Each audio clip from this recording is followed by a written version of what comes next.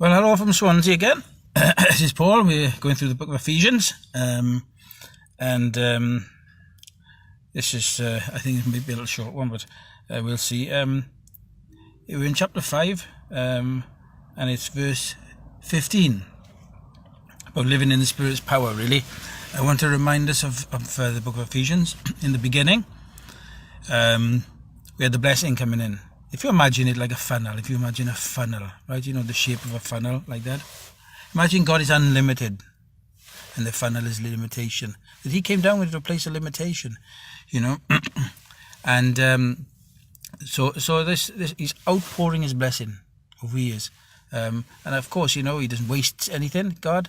So it comes with a plan. And for the blessing to function, you have to be under the authority of Christ. So that was the plan. And then the purpose, obviously, he wants to bring people together. So he's got to break down differences. He's got to change the hearts of people to bring the unity of the faith. I mean, you know, and it can't be by law, because we know that the law itself, on its own, rules and regulations just don't work. You need the Spirit of God, because you need to understand the heart of God. Not simply just a set of rules, because we could fight over, well, I'm doing it right, you're not doing it right, you're not living as you should, I'm living as I should, you know, all this sort of stuff. But if you live by the Spirit, it's about relationship with God, and the Spirit poured out, connecting to you, flowing through you. So remember I said about, you know, you got a can of fuel. It's no good to say on its own, it's potential power.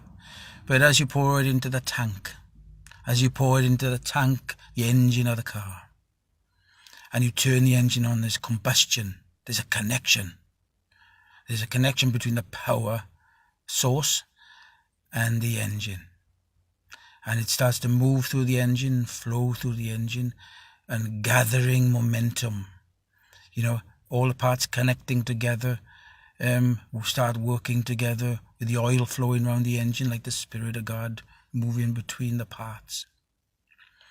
And then of course things start to move. It's when they start to move into demonstration. You see, the Spirit just there is not going to help us, you know, in the book of Genesis. The Spirit was hovering over the waters, waiting. Potential power. But then the word was spoken. And because it was spoken, it followed, it was an authority. And it was there for purpose. And it was there to do its work. And so that's what happens, isn't it? We've got to get that picture in our minds. You know, that ultimately, you know, in the book of Ephesians in the beginning, the Spirit enters in, the blessing enters in, with a plan and a purpose. You know, and we need to get the revelation. He starts to share things with us. You know, what's our part? What's your part? And then it brings it together.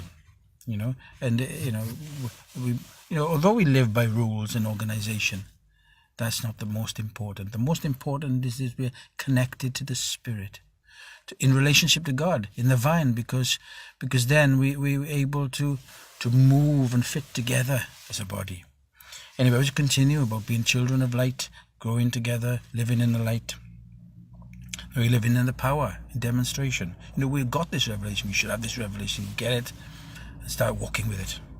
You know, it says in verse 15 of chapter 5 of Ephesians, so be careful how you live. Again, there's this careful thing. So it means paying attention, really, not just working it out yourself. Don't live like fools, but like those who are wise.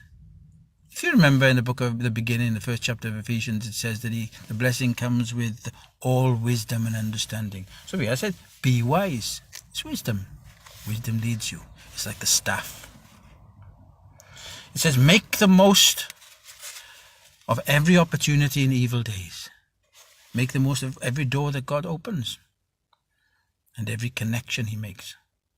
Don't act thoughtlessly, that is, without his thoughts. Take his thoughts with you, carry them with you. You know, that like that fuel in a can. You know, it's like you got to put the fuel into it's in a container.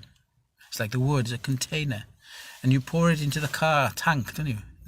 Into the tank, the fuel tank. So it's like Jesus said, "My words are spirit and life." So when you take the word and you put the word in you, there's an outpouring, if you like, or an inpouring of the substance of that word. in your spirit into the tank, into the heart. Don't act thoughtlessly. Take his thoughts with you. But understand that we are all wisdom and understanding. See, the Spirit moves with all wisdom and understanding. But understand what the Lord's will or what he wants you to do. Don't be drunk with wine. Don't let the world, the natural things overtake you and make you drunk, bring you out of control. But because this will ruin your life. Instead, be filled with the Spirit so you can be under his control. Because when he fills you to overflowing, there's a control that the Spirit has. You're in step. And this will, that fullness, that overflow, it will lead to singing singing psalms and hymns and spiritual songs among yourselves, encouraging each other. It's like, I suppose, it's like an encouragement, isn't it? In the Philippines, when it's somebody's birthday, it's hard for me, when it's somebody's birthday, about 4 or 5 in the morning, people come to your door with guitars and they serenade you. Happy birthday. Dear. It's early in the morning, but it's like endearing, isn't it? It's like joining people together and remembering that you have an important part to play in life. And then what they do is they give you a testimony about you. They tell you the good things about yourself, and to encourage you, to bond you together. It's quite good, really. So, it's like that. God is saying, be together in the Spirit, sing psalms and hymns and spiritual songs. Of course we're doing it to the Lord, but, his Spirit moves among us and binds us together. It says, making music to the Lord in your hearts. So you've got to have a heart connection. It can't be just religious. It can't be just a rule. Just I'm doing this because it's a rule. And give thanks for everything to God, to the Father. And give thanks for everything to God the Father. See, the Father, the one name that we're joined by. In the name of the Lord Jesus Christ, so that he gets all the glory. Anyway, there we are. Enjoy that one. I think the next one will be about relationships. Now it's when this revelation has come down through the heavens. You've got it in your spirit. Comes down into the physical realm now. Into relationships, husbands and wives, covenant relationships, children and parents. And then, understand that this Spirit pervades the whole of the body. And it moves out and it becomes a force. And then it comes to the full armor of God, which is what it is really. It's the power of the Spirit moving out, protecting us. Have a nice day.